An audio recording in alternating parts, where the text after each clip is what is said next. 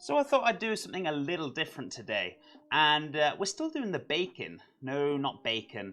We're actually going to try some of these Hot Pockets, and we're going to actually try and make our own, but we're first going to have a little try, see what they're like. So let's have a look. So let's open the packet and see what we got here. Okay, so considering I don't have a microwave, we're going to pop these in the oven, and apparently it takes 28 minutes. Half an hour it is then. Let's pop these in the oven onto a tray, obviously out of the wrapper. So that's in the oven, and if you're wondering what we got here, we've got a garlic buttery crust of pepperoni pizza. Sounds pretty good to me. Well, we'll see if it's any good. Also made with 100% real cheese. So, sounds pretty good, right? Let's find out, shall we? So, it's just come out of the oven. Super, super hot. Smells pretty good. Smells okay. It doesn't feel as crisp as I was hoping it would be, but we'll soon find out. But we're going to give it 2 minutes rest before we bite into it. So, while I was waiting for it to cool, I was having a little read of the ingredients. Oh my god. The list of ingredients is very scary. Look at that right there. Oh my goodness me. That is bonkers right now. So it actually said pop it into a little pocket it gives you as well. It's like, interesting. So we're going to have a little try now. So I'm a little bit concerned with the amount of ingredients in there, but let's give it a try and hope for the best, right?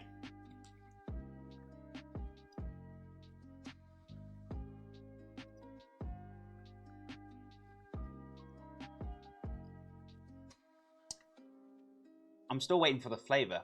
It tastes very bland and very non-existent with that tomato sauce and the herbs, and wow, this is nothing exciting. So this, no good. I'm going to show you how to make some nice fresh Hot Pockets yourself with the pastry. We're also going to do the pizza filling as well, so I'm going to show you how to make a proper tomato sauce. We're not going to use all of the sauce, but you can always freezy bag it down and use it for lots of other meals as well, so don't waste it. In addition, we're going to have the pepperoni. I'm going to use some cheese in there, probably some mozzarella, maybe a bit of nuttiness with some Swiss cheese as well.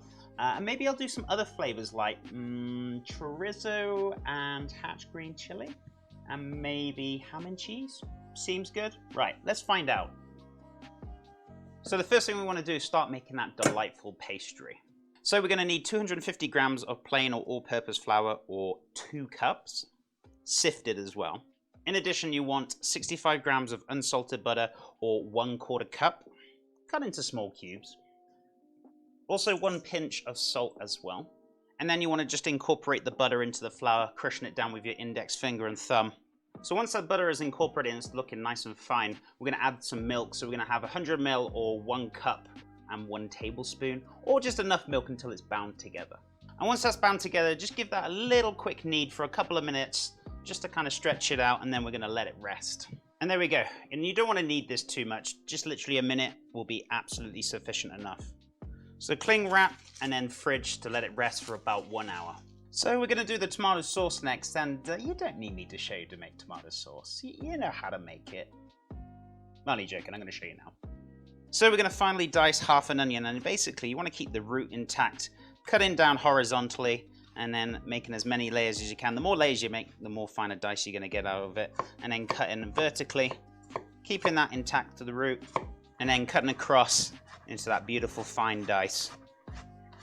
And if you're wondering what do you do with the end piece, easy, I'll show you. Do exactly the same again, cutting as many layers as you can through it, and then just cut across like you did before. Easy peasy. Also, having a sharp knife is also super important as well. Makes your life a lot more easier. Then you want to grate down 4 to 6 cloves of garlic, depending on the size. And then you want a pinch of fresh rosemary and fresh thyme. And if you've got fresh oregano as well, fantastic. If not, a teaspoon of dried oregano will be fine. So pan on, medium heat. Tablespoon of oil of your fancy. I think that was a little bit more than a tablespoon, but it's okay. Once hot, add your onions, garlic, and herbs, and cook them down for about 5 minutes until nice and soft. Then you want to add 1 can of chopped tomatoes, So rinse out that can and just add a little touch of water to it as well. In addition, you want 2 tablespoons of honey and 1 teaspoon of distilled vinegar or vinegar of your choice. And if you're going to ask me, why is the vinegar and the honey? So vinegar is going to basically help pull out the flavors, and the honey is going to help balance it up with the acidity. So we're going to turn that down onto a medium-low, and we're going to cook that down for about an hour or two, just until the liquids have evaporated, all those flavors have come together, because we want a nice thick sauce for this. So while the tomato sauce is cooking down, we're actually going to start grating the cheese and slicing that beautiful mozzarella. So we're going to need about 227 grams or 8 ounces of mozzarella, and also about 127 grams or 4.4 ounces of baby Swiss cheese. Or you could use the cheeses of your own choice. So you don't want the slices too big, so you could just cut this in half, put it on its side, and then slice it. So you've got some very small slices there for the mozzarella. And then just grate down that Swiss cheese as well. So now for the pepperoni. Well, it's not pepperoni. We're actually going to be using peppered salami today. So if you want to use pepperoni, absolutely go for it. I mean, technically you should be, as it's a pizza hot pocket, but I'm always a little bit different. And if you want to slice this up, you can do, or keep it whole. I'm going to keep it whole, and you can have about 85 grams or 3 ounces. You're not going to use this whole packet. So we've got some nice, beautiful Black Forest ham. You can go for the choice of your own ham. Got one good thick slice. I'm talking thick. And you can go for like 1 or 2 slices, and what we're going to do is just pretty much cut it down into nice little strips. If you want to cut them further, that's absolutely fine. So pop the ham in your little crabby bowl. Sorry, I couldn't help myself. And then set aside for later on. And then for the third filling, we're going to do chorizo and hatch green chili. Maybe a little bit of cheese in there as well. So we're going to need about 113 grams or 4 ounces of chorizo. About half of this, basically. And obviously making sure the skin is off. And then cut it up into small little cubes. So we're going to place a non-stick pan onto the stove onto a medium heat for the chorizo to render down. Also, our tomato sauce is looking delightful, so we're going to blend that down very shortly. So once that's hot, you don't need any oil, just add the chorizo, and we're just going to render it down, getting all those beautiful flavors and the oils out of it. So once the oils have come out on the chorizo, we're going to add 4 tablespoons of a mild hatch green chili. Now, it's not September time here in New Mexico, otherwise we'd be using nice, beautiful, fresh, roasted hatch green chili. But whatever you get your hands on will do absolutely fine. So cook this down for about 10-15 minutes until all the liquid has evaporated, then set it aside. So the tomato sauce is ready to go, and I'm going to blend this down. I'll be as quiet as I can.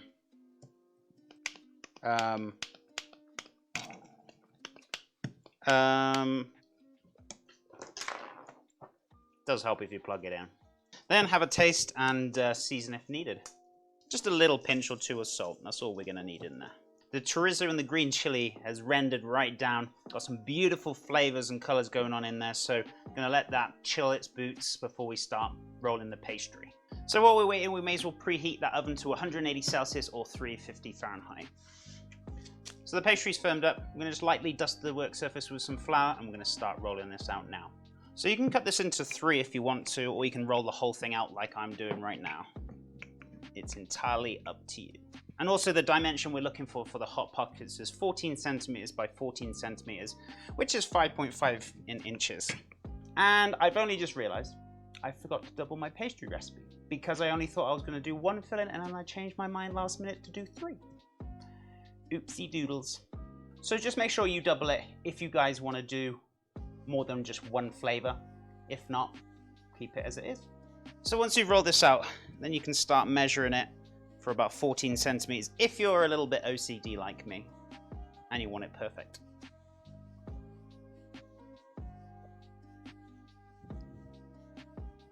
So you should have about 9 pieces of pastry now from this 1 times recipe, so it's not too bad, but if you're making 3 again, just double it up. So what we're going to do is start filling those beautiful hot pockets. So we're going to start off with the pizza one first, so a bit of mozzarella in there first. Then a few slices of the pepperoni. I mean salami. You know what I mean. A little drizzle of that tomato sauce that we made. And then just a little bit of Swiss cheese to finish it off. And then grab yourself a little bit of egg wash. And then just brush all the way around the sides. Just nice and light, nothing too crazy. And then just fold it over nice and neatly. And then just tap your finger all the way around just to seal it. And then grab yourself a tray with a silicone mat. And then just pop those little pockets on there. And then do the rest of the fillings. Then for the chorizo and hatch green chili, a little bit of mozzarella, a little bit of Swiss in there as well, and then seal that deal. And the last one is the cheese and ham, so place some of those little strands of ham in there, a bit of mozzarella and a bit of Swiss in there as well. So those beautiful hot pockets are ready to go. We're just going to give them all a nice egg wash over the top. So these are now going in the oven for about 20 to 25 minutes until golden and crisp. But before we do that, just a little touch of oregano herbs just for the pizza hot pockets. So these have turned out fantastic. We've had one or two little leaks, but nothing too crazy. So super happy to try these out, but let these rest and cool first. Also, while they've been resting as well, I've made a little touch of garlic butter to brush over the top. So 30 grams of butter, which is about 2 tablespoons and 1 garlic clove, just gently on the stove. Oh my goodness me.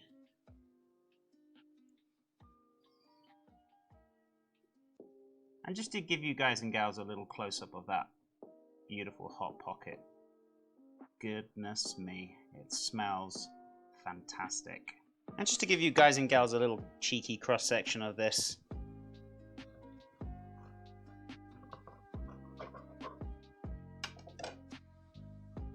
Oh my goodness me. The chorizo and hatch chili. Oh my goodness me, it smells absolutely divine. And then for the pizza hot pocket. Oh my goodness me. Delicious. Smells fantastic, looks great. And there's those beautiful hot pockets. Turned out fantastic. So the pizza flavored hot pocket, the chorizo chili and cheese, and the cheese and ham. Absolutely wonderful. So this is the crucial part, the taste testing. So we're going to try the pizza one as we tried the pizza pocket earlier on this morning. So let's compare the difference, shall we? Oh yeah. Oh my goodness me. A burst of flavor with that beautiful rich tomato sauce with the sweetness to it, the herbs in there, and that beautiful salami. It should be pepperoni, but you can put whatever you want in there. And then the cheese just finishes it off. Oh my God. And that garlic butter on the outside. What a difference. Now, and I couldn't resist, as I live in New Mexico and I love hatch green chili, I decided to try the chorizo and hatch green chili with the cheese. So here it goes. Oh my goodness me.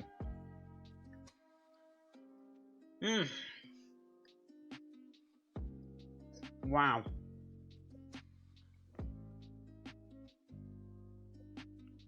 The pastry is beautiful, nice and crisp and crust. Considering we had some moisture come out, it's still nice and crisp, a lot more crisper considering the original hot pockets. But that hatch green chili flavor, and it's nice and mild. It's still got a good kick to it, but if you want to go super hot, absolutely. But yes, please. So that's all we got time for this week. I hope you've enjoyed the episode, and if you want to try these hot pockets out, the list of ingredients will be below in the description box, so please give it a try. Also, if you want to like the video and subscribe to the channel, always appreciated. I also stream on Twitch Tuesday to Friday live, cooking some delightful dishes, so feel free to come check that out. That's in the description box below. But until then, stay safe, awesome, and amazing.